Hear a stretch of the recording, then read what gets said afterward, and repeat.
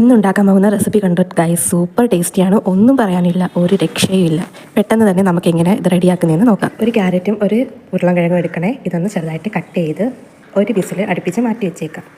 ഇനി ഒരു പാൻ എടുക്കുക. എണ്ണ ചൂടാകുമ്പോൾ അതിൽ കുറച്ച് പട്ട, ഒരു വലിയ സവാള, ഇഞ്ചി വെളുത്തുള്ളി ചതച്ചത്, ആവശ്യത്തിന് പച്ചമുളക്, കറിവേപ്പില ഇതെല്ലാം ഒന്ന് ചേർത്ത് ഒന്ന് വഴറ്റി എടുക്കണം.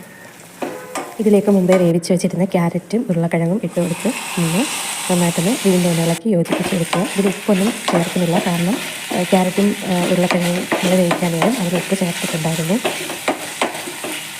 ഇത് ഒരുപാട് നേരം വഴറ്റേണ്ട ആവശ്യമില്ല, കാരണം എല്ലാം നമ്മൾ ഓൾറെഡി വെന്ത ഐറ്റങ്ങളാണ്. അതിൻ്റെ കൂടെ നമ്മൾ നേരത്തെ വേവിച്ച് വെച്ചിരുന്നതാണ് ഈ ചിക്കൻ.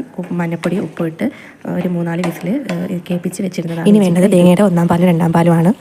ഒരു മുറി തേങ്ങ എടുത്ത് ചിരകി 1/2 ഗ്ലാസ് വെള്ളം ഒഴിച്ച് 1-ാം പാലെടുത്ത് മാറ്റി വയ്ക്കുക. അത് കഴിഞ്ഞ് 1 ഗ്ലാസ് വെള്ളം ഒഴിച്ച് ബാക്കി തേങ്ങയിൽ 2-ാം പാല് മാറ്റി വയ്ക്കുക. ആദ്യം നമുക്ക് കട്ടി കുറഞ്ഞ 2-ാം പാലാണ് ഒഴിച്ചു കൊടുക്കേണ്ടുള്ളത്. ഇതൊന്ന് നന്നായിട്ടൊന്ന് കുറുവി വരണം. കുറുവി വരുമ്പോഴത്തേക്കിനും നമുക്ക് കുറച്ച് 1 ടീസ്പൂണോളം കുരുമുളക് ഇട്ട് കൊടുക്കാം. നന്നായിട്ടൊന്ന് യോജിപ്പിച്ച് കൊടുക്കുക.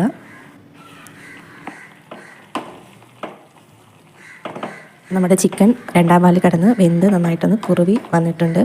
ഇനി നമുക്ക് 1-ാം പാലാണ് ചേർത്ത് കൊടുക്കേണ്ടുള്ളത്. 1-ാം പാല് ചേർത്ത് കൊടുക്കുമ്പം ഫ്ലെയിം കുറച്ച്, നമുക്ക് തിളയ്ക്കേണ്ട ആവശ്യമില്ല. ജസ്റ്റ് ഒന്ന് ചൂടായി കണ്ട ഉടനെ തന്നെ ഫ്ലെയിം ഓഫ് ചെയ്യാൻ മറക്കരുത്. അപ്പോൾ ഇത്രയേ ഉള്ളൂ പണി. നമ്മുടെ സ്വാദിഷ്ടമായ ചിക്കൻ സ്റ്റൂ റെഡി ആയിട്ടുണ്ട്. ഇനി ചെറിയൊരു ഡ്രസ്സിങ് കൊടുക്കാം. അതിനായിട്ട് ഒരു ചീനച്ചട്ടിയിൽ കുറച്ച് നെയ്യും വെളിച്ചെണ്ണയും കൂടി ചേർത്ത് കൊടുത്തിട്ട് കുറച്ച് കാഷ്നട്ട് ഒന്ന് മൂപ്പിച്ച് ഇതിൻ്റെ മുകളിലേക്കൊന്ന് ഒഴിച്ചു കൊടുക്കാം. ഇത് നെയ്യുടെയും ചിക്കൻ സ്റ്റൂയുടെയും കശുവണ്ടിയുടെയും എല്ലാം കൂടി ചേർന്ന് നല്ലൊരു ഫ്ലേവറാണ് ഇതിന് കിട്ടുന്നത്. ഇതുപോലെ ഇരിക്കും, നല്ല സൂപ്പർ ടേസ്റ്റാണ്. കാണുന്നത് പോലെ കഴിക്കാൻ നല്ല അടിപൊളി ടേസ്റ്റാണ്.